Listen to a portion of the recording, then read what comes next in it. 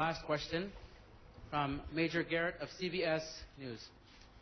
Mr. President, President Abbas, on behalf of all my colleagues, I want to get a little bit more specific on the question of settlements and the overall peace process. Mr. President, when you started your administration, you called for a halt to new settlement activity.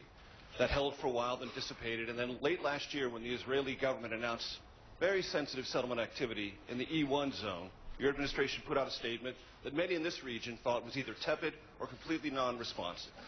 What would you say here in Ramallah, Mr. President, to those entrepreneurial Palestinians you referenced, who believe you've either been equivocal or non-responsive to the issue of Israeli settlements? And to you, President Abbas, do you believe it is necessary for the peace process to start with a declaration publicly from the Israeli government that he will either slow down or stop entirely new settlement activity? And broadly on the peace process itself, Mr. President, you talked about thinking anew. Historically, the theory has been nothing is agreed to until everything is agreed to. Are you, Mr. President Obama and President Abbas, open to a theory that would say, if things are agreed to, they shall be implemented to build confidence on both sides and restart the peace process? Thank you.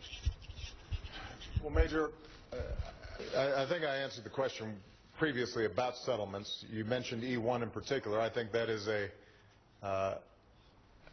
an example of at least a public statement by the Israeli government that would be very difficult to square with a two-state solution. I've said that to Prime Minister Netanyahu.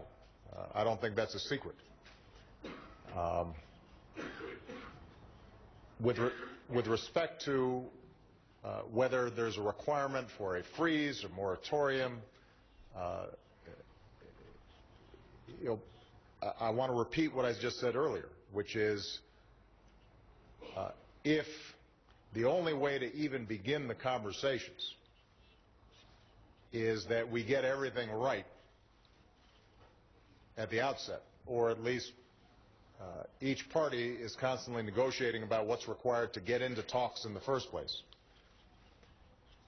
then we're never going to get to the broader issue, which is how do you actually structure a state of Palestine that is sovereign, contiguous, and provides the Palestinian people dignity, and how do you provide Israel confidence about its security, which are the core issues.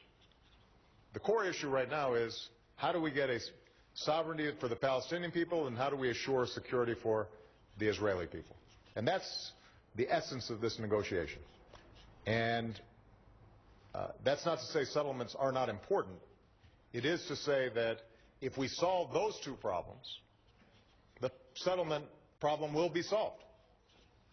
And so I don't want to put the cart before the horse.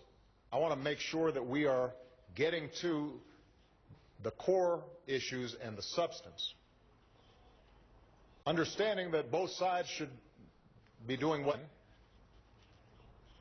to build confidence, to rebuild a sense of trust, and that's where hopefully the U.S. government can be helpful. On your last point,